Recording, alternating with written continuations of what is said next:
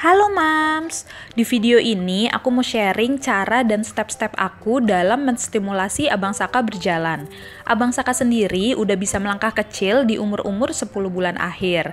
Nah, dia baru bisa jalan lancar di umur 11 bulan. Sebagai informasi tambahan, untuk bayi yang bisa berjalan biasanya dikatakan normal di rentang umur 11 sampai 18 bulan. Jadi, Mam gak usah khawatir ya kalau si anak masih dalam tahap belajar di rentang umur tersebut. Tapi saranku, apabila melewati 18 bulan belum bisa berjalan, Mam bisa konsultasikan lebih lanjut ke dokter anaknya masing-masing ya. Dan jangan lupa tetap semangat dalam menstimulasinya. Yuk tonton terus videonya. Happy watching!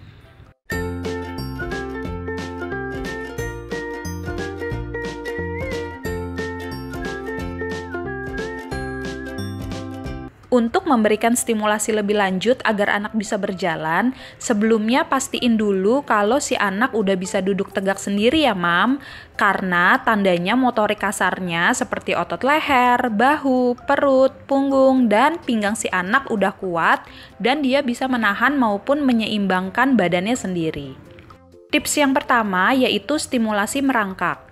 Kebanyakan bayi akan mulai merangkak di usia 7-10 bulan. Kalau Abang Saka sendiri udah bisa merangkak di umur 7 bulan.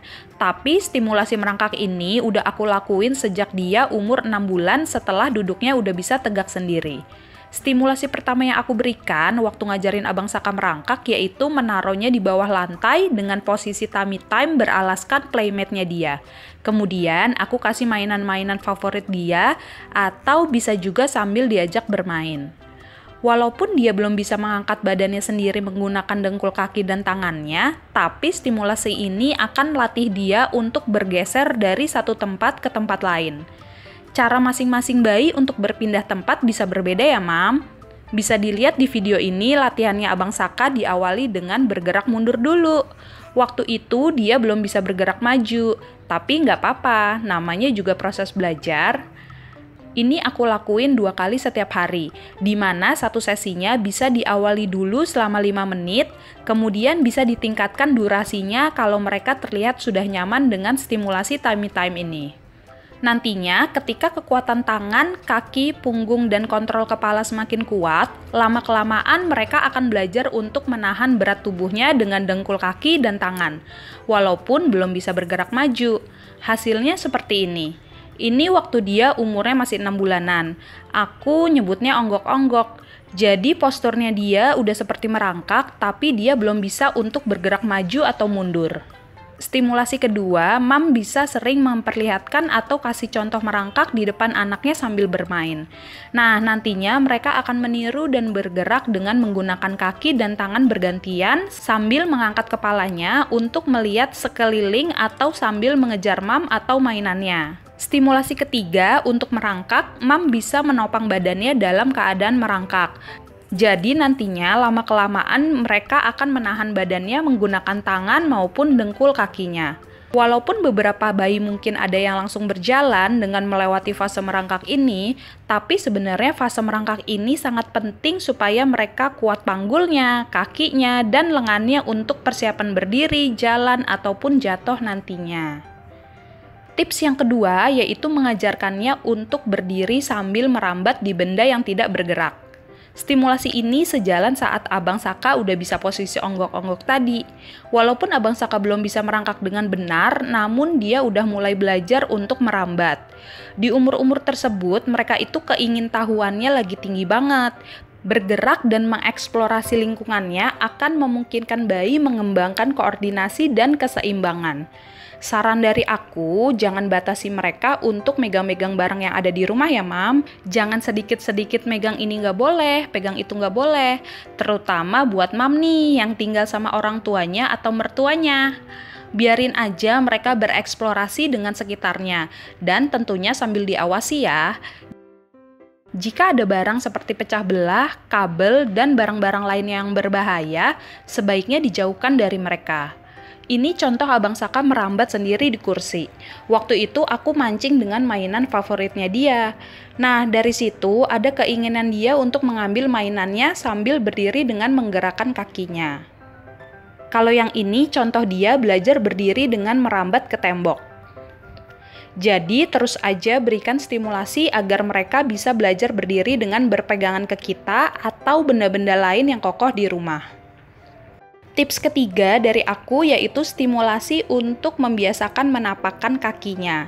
Caranya bermacam-macam, yaitu yang pertama meletakkannya di depan tembok seperti ini. Jadi punggungnya sebenarnya masih bersandar pada tembok. Pertama kali aku letakin dia di depan tembok kayak gini, tangan dia tuh agak gemeter. Mungkin karena bingung kali ya, nggak ada yang bisa dipegang. Dan jari kakinya nanti akan mencengkram untuk menahan dia berdiri.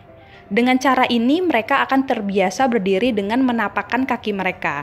Dan dengan cara ini juga dapat membangun otot di kaki dan pinggul semakin kuat.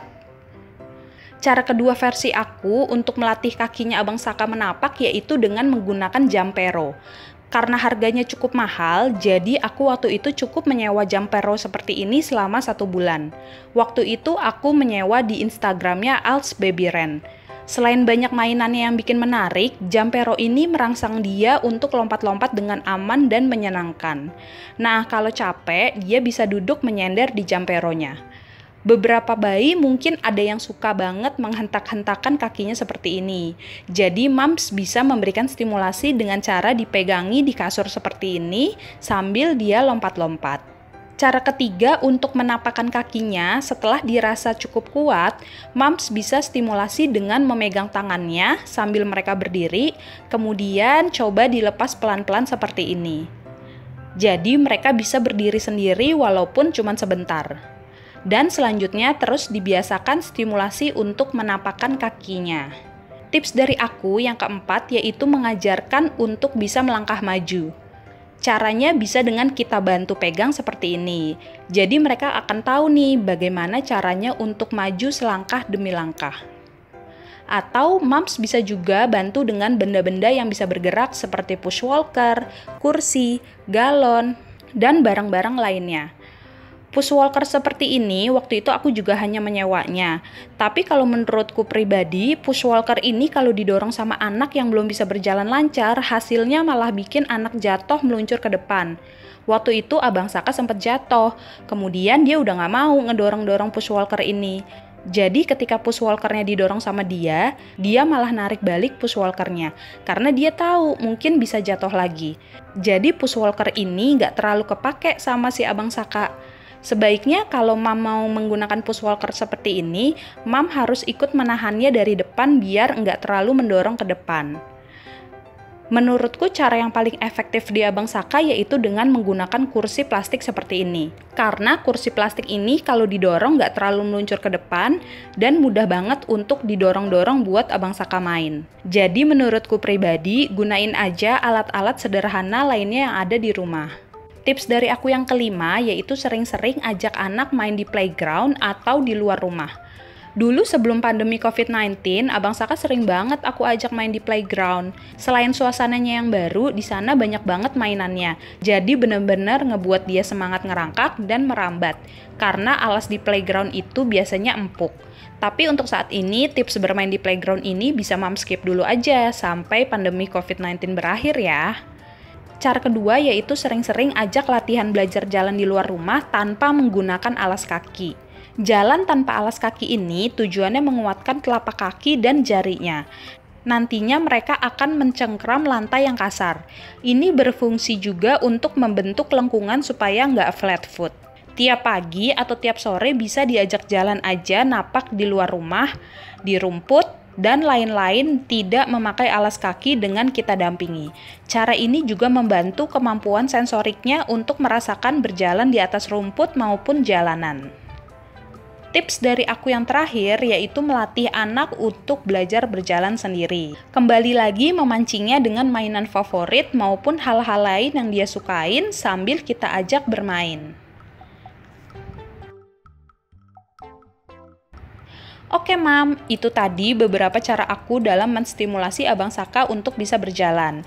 Sebenarnya semua bergantung pada kemampuan, kesiapan bayinya masing-masing, serta stimulasi yang diberikan.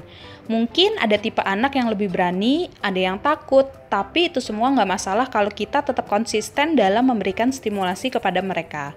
Jangan lupa selalu berikan apresiasi, seperti memberikan tepuk tangan, dan selalu kita bilang hebat walaupun dia terjatuh. Kalau si anak masih belum bisa jalan, jangan sekali-sekali bilang hal-hal yang negatif ya Mam di depan mereka, karena hal tersebut akan menurunkan percaya diri mereka. Selain itu, kalau anaknya jatuh saat belajar berjalan, kita sebagai orang tua jangan bereaksi berlebihan. Takutnya mereka akan menganggap kalau tindakan mereka itu salah, dan khawatirnya mereka malah akan takut belajar lagi. Tetap semangat dan semoga berhasil ya.